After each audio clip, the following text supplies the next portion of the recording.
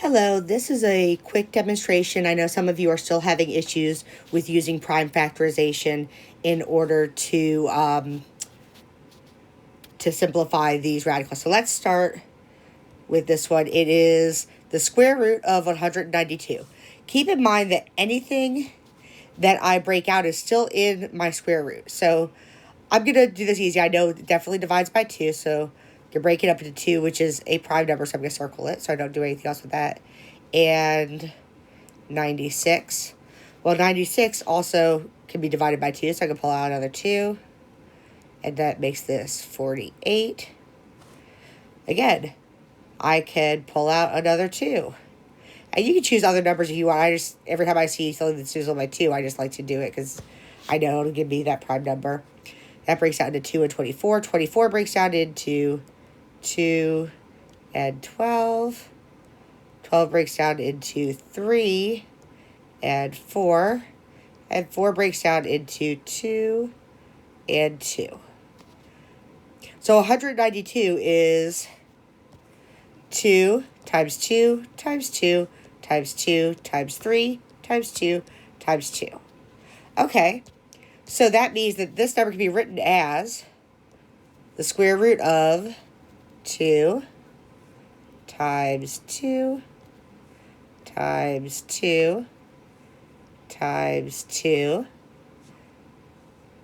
times 3 times 2 times 2. Let me extend this over. You see that it goes over all of it. Okay.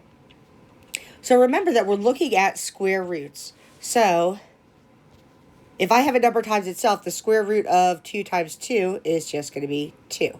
So that's going to come outside. The square root of 2 times 2 is 2. The square root of 2 times 2 is 2.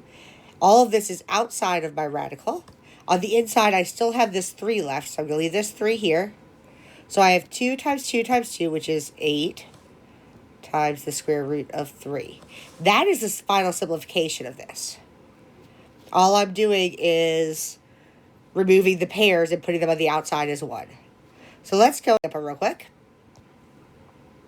So let's look at this. Let's see, 597. In this case, it does not divide by 2 because it's an odd number. So I'm going to try to divide by 3. How do I know if a number is divisible by 3? So I'm going to add up the digits. 5 plus 6 plus 7. Well, let's see. 5 plus 6 is 11, plus 7 is 18. 18 is divisible by 3. That means this entire number is divisible by 3. So I'm going to put a 3 here. I'm going to circle it. And then you can actually use a calculator for this part if you need to. So 567 divided by 3 is 189. Again, I can tell 1 plus 8 plus 9 is 18. So that's also divisible by 3. So I'm going to divide that again by 3. So that will give me a 3 and a 63. Well, 63, again, I can tell is divisible by 3. Because 6 plus 3 is 9.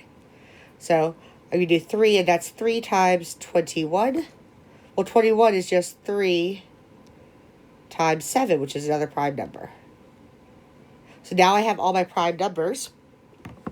So I know that 567 can be rewritten as the square root of 3 times 3 times 3 times 3 times 7. It's the same thing. So, again, I'm going to be removing my pairs. I have a pair of 3s and another pair of 3s. So those are going to come onto the outside. It comes 3 times 3.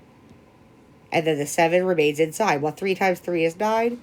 So this simplifies into 9 times the square root of 7. So that is all we're doing for simplification. I hope this helps.